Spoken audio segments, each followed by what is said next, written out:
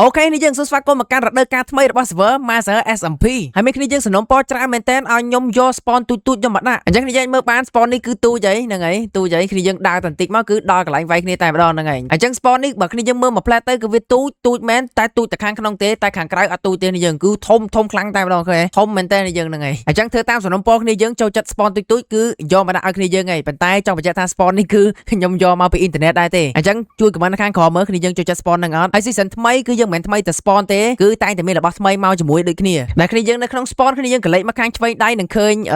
ទ្វារបែបលក្ខណៈជប៉ុននេះហើយគ្នាយើងមើលខាងក្រោមនឹងឃើញរូបខ្លួនឯងនៅខាងក្រោមនឹងកាន់ស្ពាហើយវាមានឈ្មោះថា Spear Airdrop អញ្ចឹងគ្នាយើងចាំឆ្ងល់ហើយថាSpear Airdrop នឹងអីគេហើយចាំបាច់មាន Spear Airdrop អីញ៉ៃមែនគេថា Spear Craft បានហីហ្នឹងហើយនៅក្នុង Master SMP Spear Craft អត់បានទេព្រោះថា Spear គឺវា OP ខ្លាំងមែនតើមាន Spear គឺសบายលេងប៉ុន្តែខ្ញុំអត់ចង់ឲ្យ Spear ហ្នឹងគឺវាសบายបបោខ្លាំងពេកទេដែលនៅក្នុងមួយថ្ងៃ Spear នឹងធ្លាក់ Airdrop មួយ Map A1 Map B1 ហើយម៉ោងដែលធ្លាក់ Airdrop Spear នេះគឺនៅខាងក្រោមនេះគ្នាយើងអាចមើលបាន12ម៉ោង57នាទីទៀតអញ្ចឹងឥឡូវនេះខ្ញុំបាន record វីដេអូម៉ោង7ព្រឹកហ្នឹងហើយ6 7ព្រឹកអញ្ចឹងម៉ោង6 7យប់ឬមួយក៏7 8យប់អីហ្នឹងគឺដល់ម៉ោង Airdrop នឹងធ្លាក់អីអញ្ចឹងគ្នាយើងចាំមកអត់មើលខ្លួនឯងទៅដែល Airdrop ហ្នឹងវានឹងធ្លាក់នៅបរិវេណខាងក្រៅនេះអញ្ចឹងខាងក្រៅ spawn ហ្នឹងគឺវាធ្លាក់ random អត់ដឹងថាវាធ្លាក់ឡៃណាឡៃណីទេខ្ញុំអត់ដឹងដូចគ្នាហើយបើគ្នាយើងធ្លាប់លេងនៅ Master Eco ទៀតគឺដឹងហើយថា Airdrop ហ្នឹងវាលក្ខណៈបែបណាគឺវាធ្លាក់ចុះមកពីខាងលើហើយទៅការវាយគ្នាដដើមគ្នាបើកអាហ្នឹងឯងហ្នឹងហើយគឺប៉ុណ្ណឹងចេះសង្ឃឹមថាគ្នាយើងនឹងយល់អញ្ចឹងសូមបញ្ជាក់ម្ដងទៀតគឺ Spear ក្រោតបានទេមានតែក្នុង Airdrop ទេហើយមួយថ្ងៃមានតែមួយតែប៉ុណ្ណោះអូខេតននេះយើងអញ្ចឹងនេះគឺជាការអាប់ដេតនៅក្នុង season ថ្មីមានតែមួយហ្នឹងទេអត់មានច្រើនទេក្រៅពីហ្នឹងរបៀបលេងគឺដូច season ចាស់ទាំងអស់ក៏ប៉ុន្តែជប់សិនខ្ញុំមានរឿងប្រាប់គ្នាយើងមួយទៀតគឺពាក់ព័ន្ធជាមួយនឹង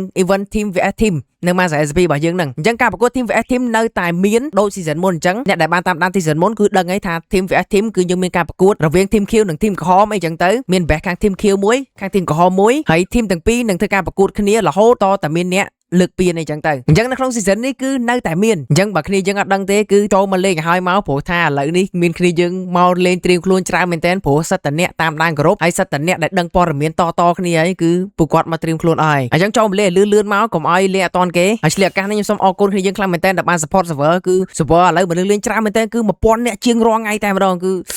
ខ្ញុំសប្បាយចិត្តមែនតើអញ្ចឹងថ្ងៃហ្នឹងមកប្រាប់តំណឹងគ្នាយើងត្រឹមប៉ុណ្្នឹងជាចុងក្រោយកុំភ្លេច join group Telegram និង join Discord ទាំងអស់គ្នាដែល link ខ្ញុំដាក់ឲ្យនៅក្នុង description ខាងក្រោមអញ្ចឹងអ្នកគ្នាចូលទៅតាមដាន group តាមដានព័ត៌មានអីផងអរគុណបញ្យល់នឹងជួបគ្នាក្នុង server ទាំងអស់គ្នា